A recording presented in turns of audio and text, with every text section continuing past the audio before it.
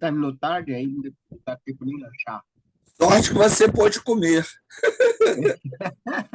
não reclama. Hoje a gente vai falar aí de Primeira e Segunda Crônicas, das ideias gerais, né? A gente já falou aí de, até aqui, né? Rei Samuel, semana passada eu mandei aí uma compilação aí, né, do que a gente viu sobre o livro de Reis e Samuel. E aí hoje é a gente continuar aí nesses livros históricos, né? Lembrando que na perspectiva que a gente está trabalhando, o livro histórico não é aquele que narra, né, os eventos de maneira fidedigna, né? Mas eles contam a história a partir de um ponto de vista. No caso aqui, a partir do ponto de vista de Israel, para poder enfatizar, né, a sua formação e principalmente a questão da fé no Deus de Israel, né, em Yahvé, né, como ele é apresentado em alguns textos, ou Elohim.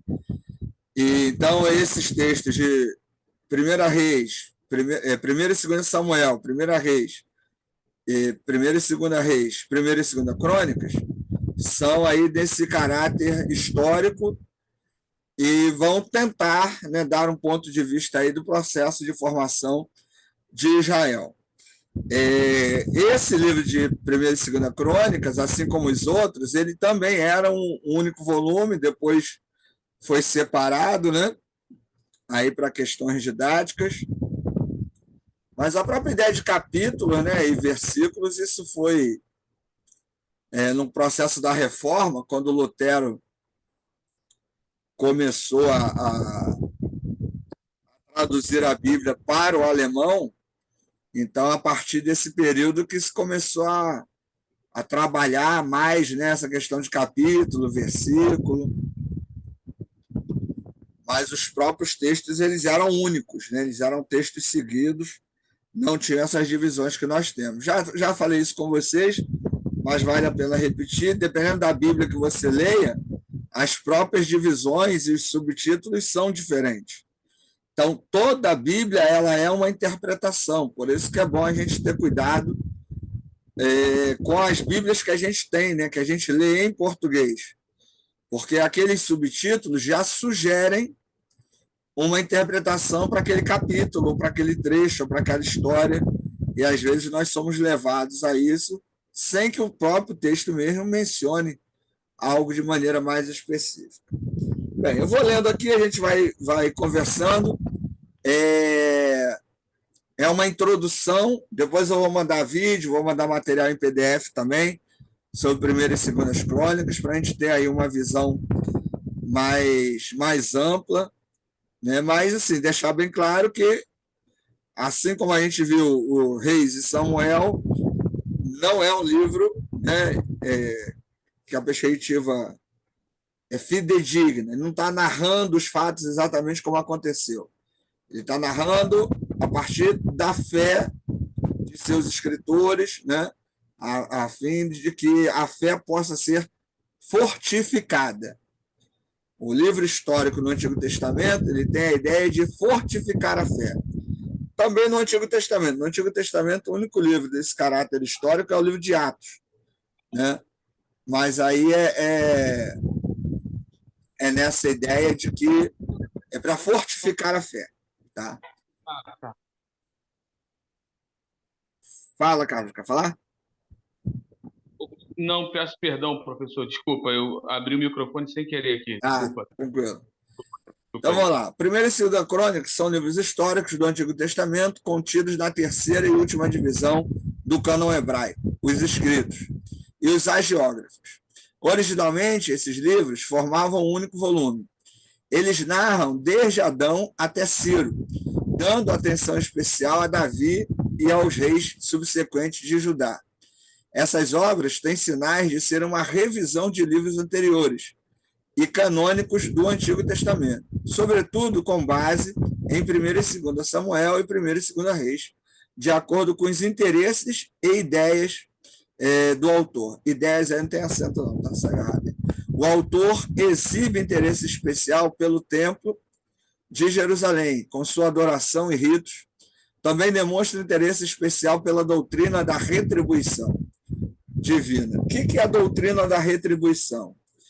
Essa doutrina da retribuição, ela é muito parecida com a doutrina da prosperidade hoje em voga, né? O que isso quer dizer? O livro de Jó, por exemplo, ele é escrito para combater essa doutrina da retribuição. Se eu for bom com Deus, Deus vai ser bom comigo. Se eu for justo, eu vou ser abençoado. Se eu for ímpio, eu não vou ser abençoado. É igual hoje. Se eu fizer tudo direitinho, Deus me abençoa. Se eu fizer algo errado, Deus me amaldiçoa. Essa seria a teologia da retribuição. Eu sou recompensado, bem ou mal recompensado, de acordo com o meu comportamento relativo aí a Deus. Que a gente sabe que é muito complicado, muito subjetivo, né? Porque o que é um comportamento adequado diante de Deus, né? No nosso caso hoje, em relação à teologia da prosperidade, é dar o dízimo. Então, se você dá o dízimo, faz campanha, dá uma oferta, Deus te abençoa. Se você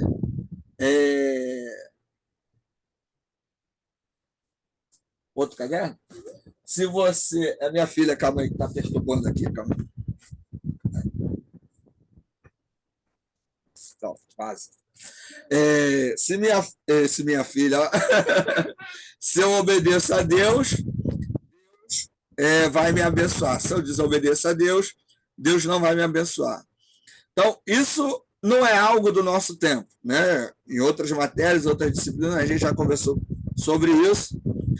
E o livro de Jó, que não é alvo do nosso estudo aqui, mas já comentamos, ele é um combate a isso, porque Jó era um homem justo, temente a Deus, e ele sofre. E é justamente para dizer que o justo também sofre, e às vezes sem razão, sem motivo. Não há uma razão para o sofrimento, né, dentro dessa perspectiva do livro de Jó, né? Fala, Rosilene. Oi, professor, boa noite. Boa noite. Então, aí dentro do que o senhor falou aí, dessa questão, né, de que eu faço, Deus faz, não faz, se eu não faço, Deus não faz, a gente já ouviu muitas ministrações, né, acerca disso. Mas o senhor concorda que a Bíblia ela é um tanto quanto condicional? Se creres, se confessares, se permaneceres, não são condições? Então, vai depender do versículo. Porque, por exemplo, esses que você citou têm objetivos diferentes. Então, se eu confessar o meu pecado, eu vou ser perdoado. Beleza. Se eu crer, né, pode acontecer. Só que existem momentos de milagres que acontecem independente ou não da pessoa crer, que não há uma condição. Então, no caso de milagres, né, ou de fatos, ou acontecimento de eventos, depende muito do contexto e do texto. Não há uma regra geral. Porque, por exemplo, no Novo Testamento, Paulo enfatiza muito a ideia da graça, que Deus salva pela graça, que Deus age pela graça, que tudo acontece pela graça. Então, se eu creio ou não creio, é indiferente. Agora, isso vai depender do texto e do contexto. Não daria para você dizer assim, que tem uma regra geral, uma fórmula geral. Tem até um livro, né, o Código da Bíblia, que nesse livro eles falam que se você descobrir o código, você desvenda ali, né, como, né, usar a Bíblia em benefício próprio. Não há esse código, né? Não existe esse código secreto para que a partir da fé, né, para que a partir do que eu faça, eu possa conseguir ou não os favores de Deus. Então, cada texto, isso na minha perspectiva, obviamente, cada texto ele precisa ser trabalhado dentro do seu devido contexto e do seu objetivo para não gerar esse equívoco. Por quê? Porque se a coisa depende da minha fé, então eu hoje, Ricardo Luiz de Freitas, eu tinha que ser rico, porque eu acredito que Deus pode fazer o que Ele quiser. Então eu queria ser o cara mais rico do mundo. Eu tenho fé que Deus pode fazer isso. Por que Ele não fez? Porque Ele não quis. Então é a minha fé ou é a vontade de Deus, né? Então, assim, esses textos, eu acredito que precisam ser estudados dentro do seu contexto e dentro do seu objetivo, para não gerar uma expectativa equivocada que o texto não está ensinando. Entendeu? E isso é pelo menos o que eu acho. Né? Obviamente, tem gente que discorda. Então, assim, igual você falou, essa questão, o senhor acredita, né, que pode ser rico, poderia se tornar rico. Sim. Mas quando a palavra também não diz que de Cristo nós somos cooperadores, então, assim, não existem situações em que eu coopero para que isso aconteça. Para ficar Existem rico? situações, como eu falei, para que aconteça que de Cristo nós somos cooperadores. Eu coopero, não é isso? Com aquilo que ele quer operar em mim. Não, não é o isso. texto que a irmã está citando, de Cristo nós somos cooperadores, para levar outros à salvação, não para resolver problema financeiro. Então, esse texto ele tem um objetivo específico, né? Tem um contexto específico. É esse o cuidado que eu acho que a gente tem que entender. A cooperação nossa vai depender do texto, vai depender do contexto, entendeu? Eu entendi. Eu só não consigo isolar. Eu ainda tenho muita dificuldade em isolar essa questão toda assim para um único contexto. Ali está falando, igual quando eu mencionei alguns versículos, quando eu disse, né, que é condicional, que a gente vê muita condição realmente nos textos, na Bíblia, se confessares, se creres de todo o teu coração, né? E se confessares, será salvo, e se permaneceres, é aquele que permanecer, dar-te a coroa da vida, e todo o contexto que a gente percebe, espera, filho, rapidinho, que a gente percebe... Mas cuidar da criança aí, fica tranquilo. São dois. Ih, meu Deus. Espera aí, são dois. Para, bem, não. Olá. Desse jeito. Mas, assim, eu acho que às vezes a gente acaba assim, se prendendo em isolar ou então só em focar no contexto exato daquilo ali. A gente não pega a palavra para uma vivência inteira dela. Só quando convém, de fato, quando eu tenho uma certa dificuldade nisso. Aqui, falou para aquele povo, mas Deus é o mesmo, ele é imutável, a palavra dele também é a mesma. Por que eu não posso crer que o mesmo Deus que falou para aquele povo, naquela área específica ali, né, eu não posso aplicar na minha vida, nos desafios que eu tenho? Se a Bíblia realmente é um livro de fé, que aguça a nossa fé, que nos faz... viver sob o desafio, né? Porque é uma loucura, a gente sabe disso, que o evangelho é uma loucura. Isaac, peraí rapidinho, filho. A gente sabe, para muitos, né? Mas para a gente que crê, é o poder de Deus, é o poder de Deus. Então, quando eu vejo assim, isolado, não, falo, de Cristo nós somos cooperadores, mas só para levar pessoas a Cristo. Eu não posso ser cooperadora para que ele haja numa área, peraí rapidinho, em todas as áreas da minha vida, principalmente daquilo que ele colocou dentro de mim, porque se o Senhor acredita que o Senhor pode prosperar e pode ser rico, está dentro do Senhor, quem colocou foi Deus, isso. Então, essa sua abordagem, Rosilene, eu não posso dizer que ela está certa ou errada. O que eu posso dizer é o seguinte: ela é uma maneira de se ler a Bíblia. Não sei se você lembra lá no início das aulas, né, a gente falou lá sobre a leitura fundamentalista, doutrinária, histórico-crítica e político-social. Cada uma dessas formas, elas leem a Bíblia de uma maneira. Então, a partir do seu ponto de vista, né, a partir da sua plataforma exegética e hermenêutica, a gente vai fazendo as leituras, interpretações e abordagens do texto. Essa sua fala, ela está dentro de uma perspectiva teológica específica. Então, dentro dessa perspectiva teológica, ela tem uma coerência. Mas, por exemplo, não é a minha perspectiva teológica. Não é meu papel dizer que você está errado ou está certo. Mas é importante entender que a sua leitura e a minha leitura são leituras, não são as leituras, né? Não são as verdades. A minha é um tipo, é uma verdade, a sua é uma verdade, né? Por quê? Porque temos métodos e caminhos de abordar o texto bíblico de maneira diferente.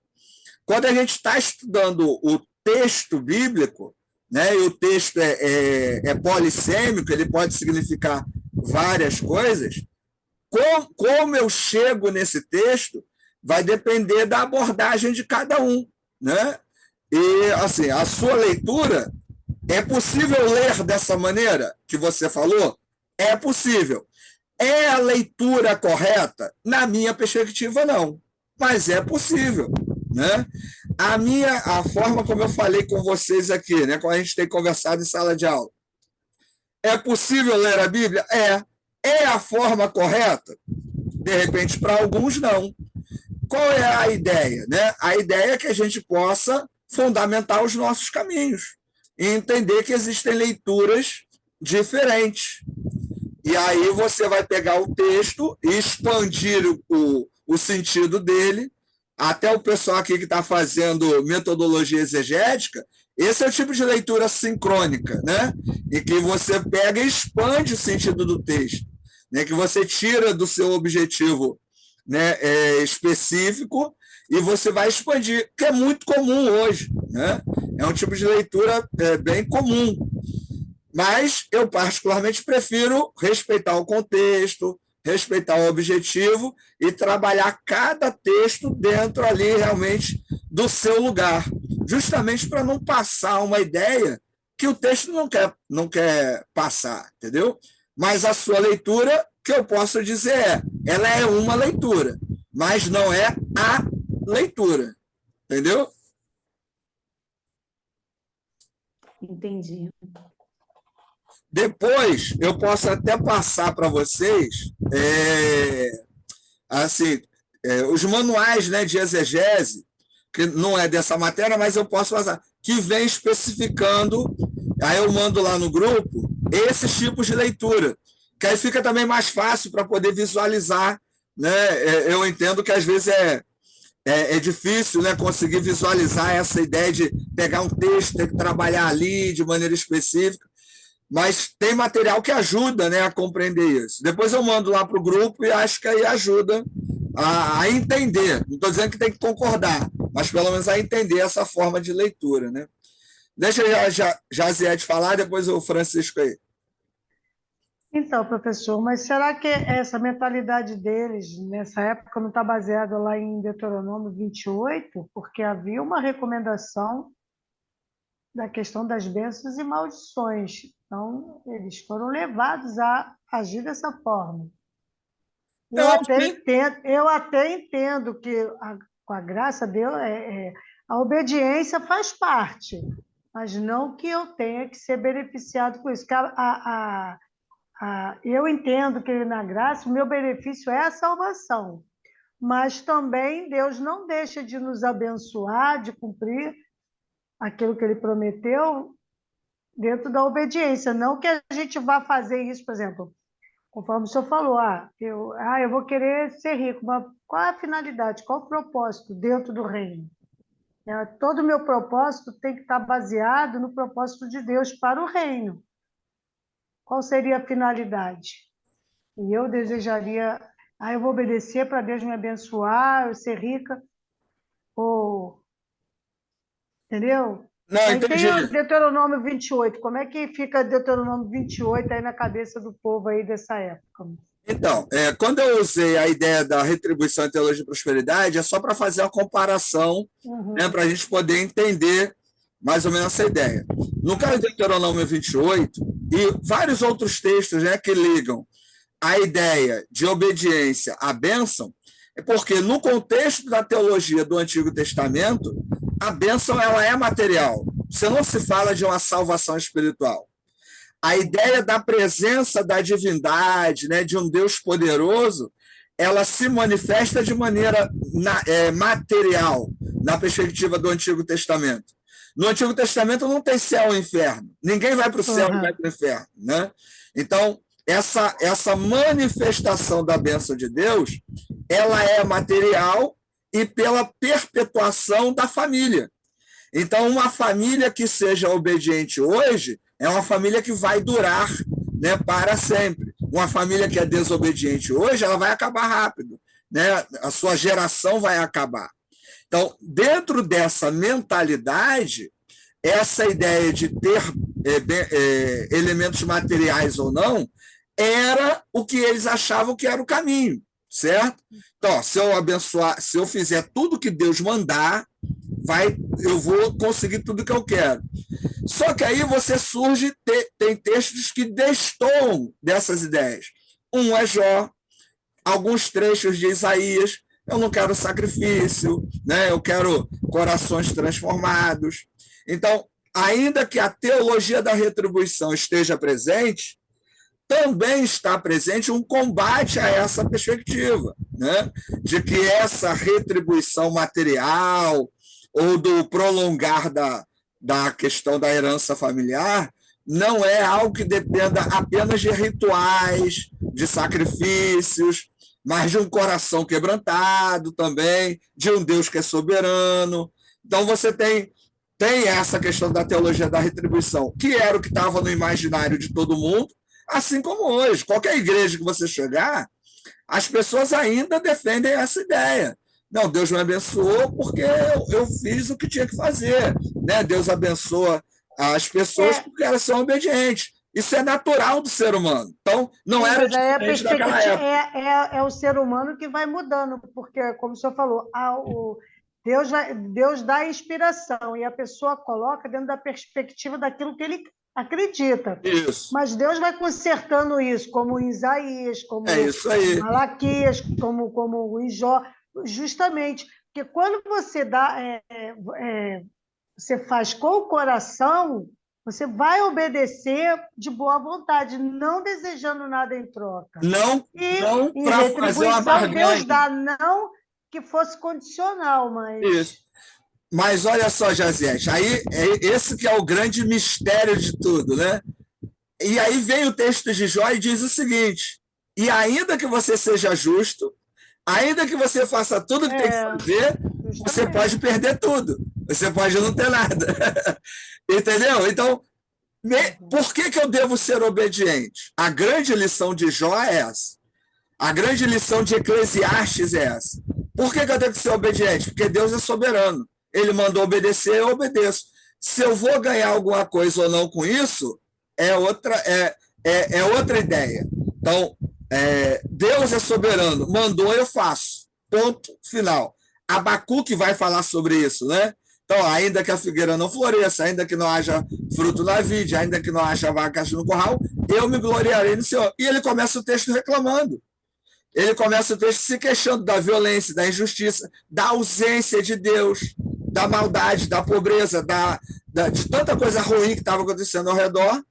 E, no final, ele vai reconhecer essa bondade de Deus. Então, assim, ao mesmo tempo que isso está na mentalidade de alguns textos, também há o combate a ele, né? Então, por que eu devo obedecer a Deus? Porque ele é soberano.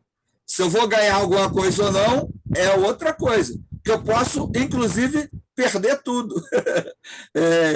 E isso é irrelevante. Eu vou reclamar com Deus? Você pode reclamar, mas isso não vai afetar em nada, porque Deus é soberano, né? Agora, obviamente, isso é uma maneira de ler. A gente tem outras formas, né, que vão ter as suas dificuldades, assim também como essa. Eu, particularmente, né, repito, eu prefiro ler cada texto dentro do seu contexto, porque isso ajuda a responder essas questões. Porque se eu ler a Bíblia toda como um livro só, a gente pode cair na ideia de querer estabelecer uma regra que serve para tudo, que não dá. Porque a Bíblia é um conjunto de livros, e cada livro escrito numa época, por pessoas diferentes, contextos diferentes e línguas diferentes. Eu acredito que analisar isso de maneira específica nos ajuda a diminuir essas dúvidas, né? Não vai nos fazer responder a tudo, mas nos ajuda a diminuir e a entender também que vai ter coisa que vai ser complicado responder, né? Fala aí, Emanuel. Assim, há algumas pegadinhas, né, e algumas autossabotagens que a gente precisa tomar cuidado com o texto, né? Por exemplo, viver momentos ruins para algumas pessoas, algumas denominações, isso não é novo, desde o tempo de se Jó existiu ou não, né? Mas desde os Não tempos de existiu, Jó, irmão. pode ser associado a pecado, e nada tem a ver com pecado. Você está vivendo um momento difícil, um momento desafiador da tua vida, um momento, de repente, de perdas. Então, as pessoas, é lamentável, né, pensar que isso está presente nos nossos dias, de que viver momentos ruins está associado a um pecado cometido. Isso já foi dito a Jó, né? Que pecado cometeu e tudo mais, mas a gente Você fez alguma coisa. alguma coisa que você fez, cara. Ou você torce pro Flamengo, não sei. Alguma coisa. Ou é gerente de Para banco. com isso, Manuel, para com isso. Mas, enfim, é um perigo porque a gente acaba machucando as pessoas, machucando o momento de vida das pessoas, machucando a realidade das pessoas, porque às vezes as pessoas não estão na mesma realidade que nós. Digamos que uma pessoa passando por algum tipo de dificuldade ou está numa Sim. realidade social diferente e acaba atribuindo aquilo à pessoa colhendo o que plantou. Mas, cara, você não está colhendo nada. E o que eu acho mais perigoso é querer falar algo assim que não está no texto, entendeu? Porque você virar para alguém que fala, a pessoa matou alguém, né? Matou, roubou, adulterou. Olha, você matou, roubou, adulterou, o salário disso é o pecado. Você vai para o inferno, né? Sei lá, vai morrer. Beleza, tá lá no texto. Mas uma outra situação qualquer, sei lá, a pessoa contraiu uma doença, né? Foi atingida por uma bala perdida e está em pecado, ó. Tem encosto aí. Algo que o texto não diz, né? Eu acho que o pecado maior é você impor uma regra que o próprio texto não ensina. Isso que eu acho que é o que a gente tem que ter um cuidado, né, ao ler os textos bíblicos, por causa disso. Falar algo que não está no texto, né? Esse é um grande desafio. Fala, Francisco. Então, sobre a fala da Josiette, eu queria falar aqui que uma abordagem fundamentalista a gente crê que tudo Deus pode, né? Aquilo que você ensinou lá no comecinho, certo? Eu não ensinei nada disso, não.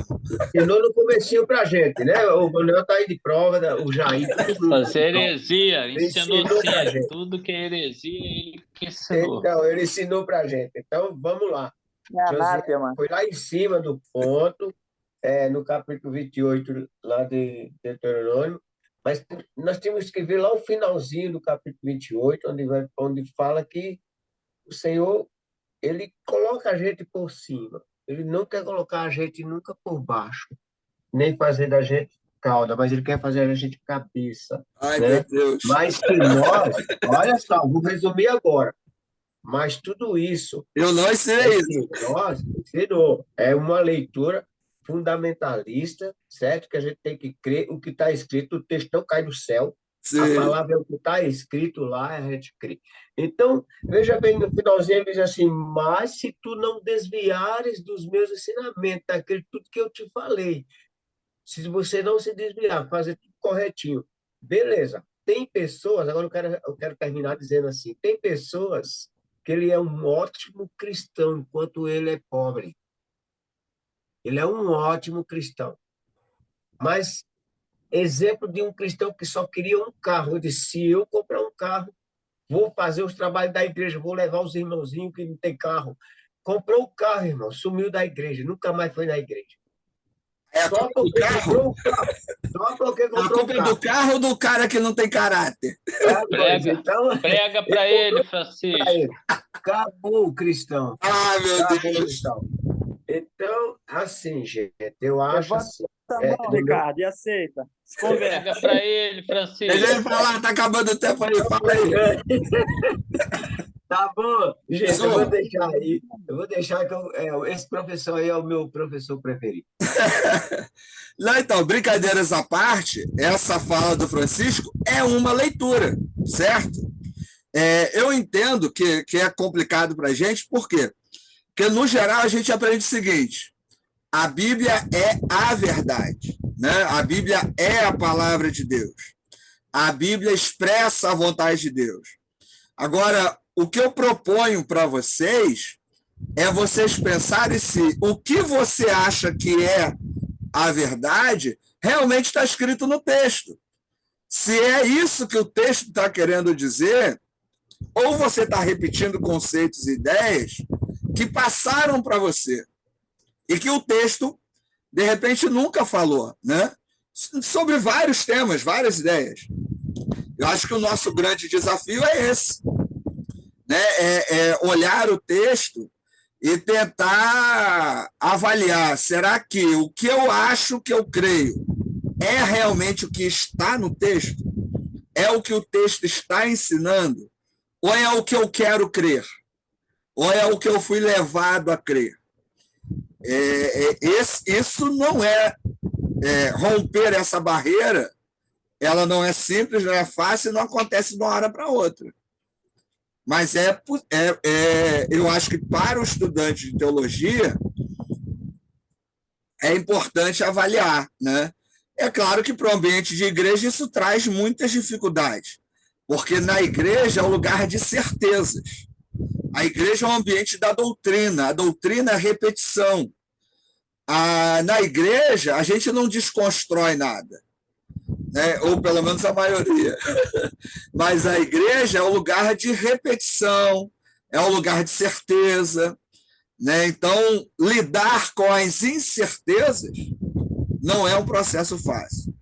Mas eu acredito que a gente precisa ter um caminho, né, de pesquisa, de análise, né, de estudo, que nos permita, pelo menos, buscar o que o texto está dizendo, e não apenas o que a doutrina, o que o costume, o que eu já estou, né, predisposto a acreditar está dizendo.